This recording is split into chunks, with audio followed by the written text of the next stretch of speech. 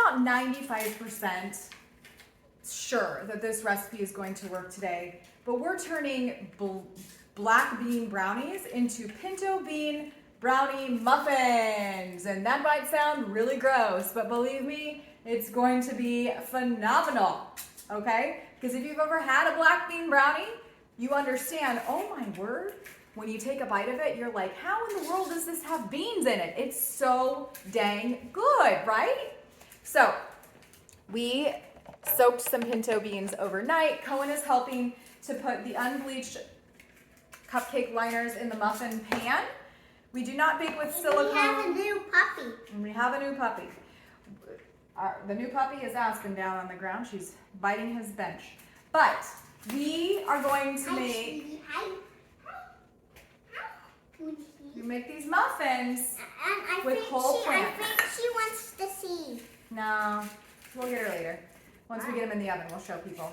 Okay, so what we're going to do is use whole plants. We're not using any refined foods. To see the people.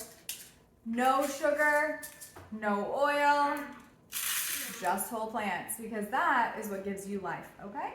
So we are going to do 1 cup of whole oats in the food processor. You could also do this in the Vitamix or in your high-speed blender. I want to show them. Okay, people can't see. I'm going to show you Aspen before we continue the show. Woo! She is like 4 times bigger than she was. This is Aspen. Say hi, Aspen. Say hi, girl. This is our new puppy. Okay, she's going down now. Yep. All right, so this is going to be delicious, and we're sweetening it with dates. Now, you can use dates or date sugar when you're baking, or you can use dehydrated apricots or any dried fruit that you love. But today we're using dates because we love cooking with dates. So we're going to use our oats. Date sugar. Yeah. And date sugar is just dehydrated dates. Put into a blender. Okay, so what we're gonna do, speaking of blending, is... I wanna do it. Okay, you hit right here, the start button.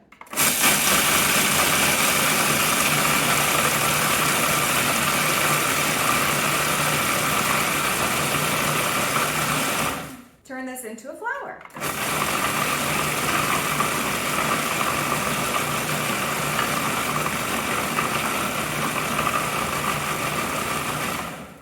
And this right here Beans. Is our homemade pinto beans that we slow simmered this morning. If you really want to get the nutrient density, the maximum nutrient density, you can sprout your beans first if you're cooking them from the dried state, and then cook them.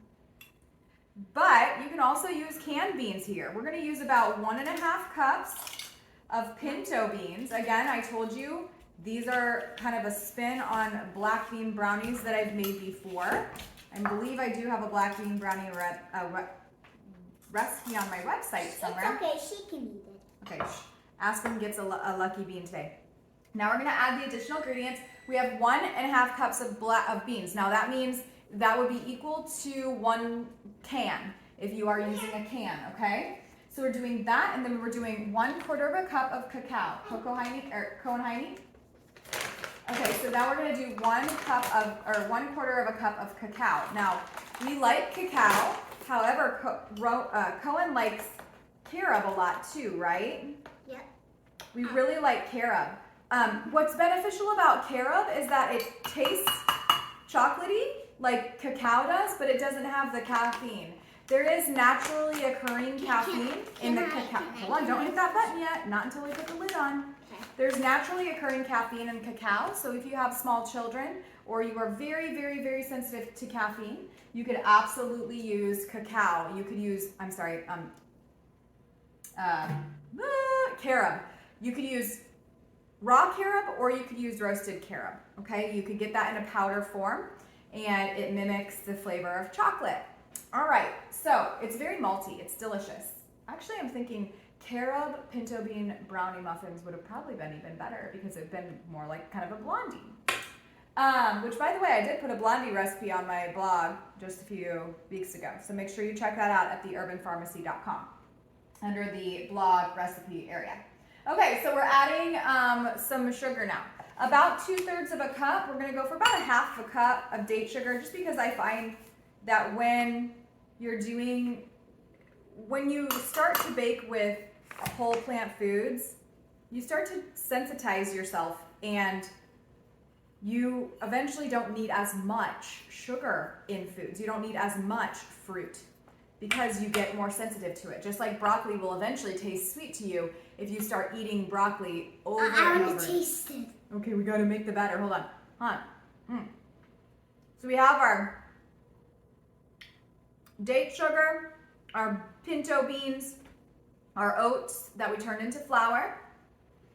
Now we have our baking powder. Sorry, I just licked my finger. That was probably just not very professional. But anyway, we need a half of a cup of water. Can you go fill this up with water? Halfway. Yep. We're gonna use baking powder in this recipe, and just about a half of a teaspoon. We're putting all of the ingredients into the food processor, and then we're gonna use about half a cup of water. Well, you're a little bit short. Okay. Half a cup of water, or you could absolutely use plant milk if you want it to be more rich. And then our very last ingredient is gonna be about a teaspoon of vanilla bean powder. If you haven't used vanilla bean powder yet, you're missing out, and your life is going to change once you do, because you are going to realize how absolutely delicious vanilla bean powder is versus vanilla extract. You'll never go back to vanilla extract again, because you'll realize how delicious the whole food itself tastes versus some sort of tincture made with alcohol, and it just doesn't taste well. The alcohol bakes out when you're cooking, and it just doesn't, you can't taste the vanilla. So this will really heighten your foods if you get the whole bean. Okay. Yep, hit the start button.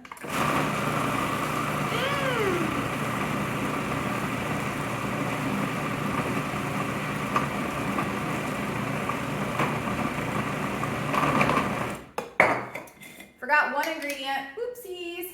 My applesauce. Yep, we need about a quarter of a cup of fresh applesauce. Now this is from the local orchard, but you could absolutely use any applesauce you want. Just make sure that whatever you are using does not have any added sugar, because that is just silly. We don't need to add sugar to the sweet apples. They're already sweet enough.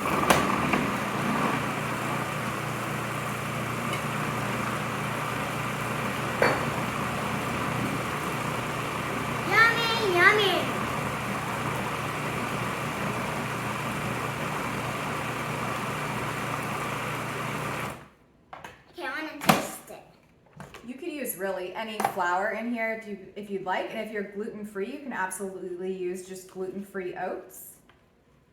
Okay, I want to try.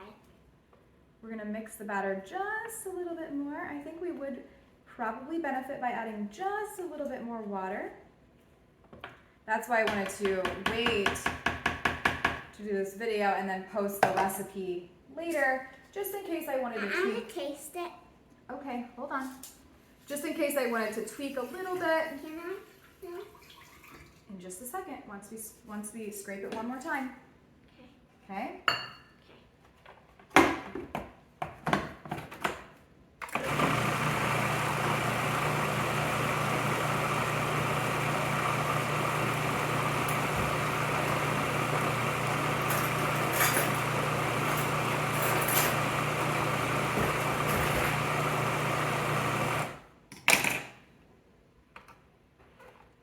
Okay, now something that's going to change your baking game is investing in a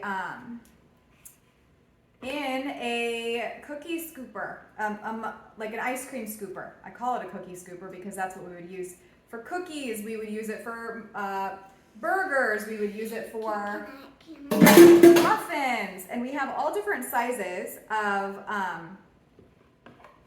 baking scoops, but this is the size we're going to use today. It's about the same size as a muffin pan, and I'll show you what the blended result is. We still have a few chunks because I didn't turn the oats all the way into flour, just because I like to... Okay, I'm gonna try. You can try it. I like to... Oh yeah. That's good. I like to bake with as little processing as possible. So date sugar itself is something that I wouldn't use every day for baking. We usually just use the whole date. Even though it is still a very health promoting food, the date sugar itself, because it's literally just dates ground up. It's always best if you just eat as close to nature as possible. Daddy's dad gave it to him, to Daddy. Oh yeah. Mimi didn't like the date sugar, did she? She gave it to us. Okay, so we are going to scoop these into muffin liners. Again, I use unbleached muffin liners. I know it's not the most eco-friendly thing to do. However, I do not bake with silicone due to the potential leaching of the plastic into the food. That is something that I didn't know. Like, you know, back in the day, I just wanted to save the earth, and so I ended up getting like a Silpat and the silicone loaf bread, baking dish, and muffin liners. And it's okay if you want to use silicone with cold ingredients, but I wouldn't recommend that you bake or cook with silicone because of the potential leaching of plastics. Can I try it? Same thing with, Can I try well, unfortunately, I don't know where the video cut off on us, but the muffins are done. Now I can eat it. Well, we're gonna have a taste test. Ready? Here's the truth. Yes. Anyways, we cooked them for about 26 minutes, and they're chocolatey, Yummy. like fudge goodness. I hope you like this recipe. Stick with the whole plant foods. Good mood, good food, good life. Be well. Say bye. What? You want to say bye? He's too busy eating.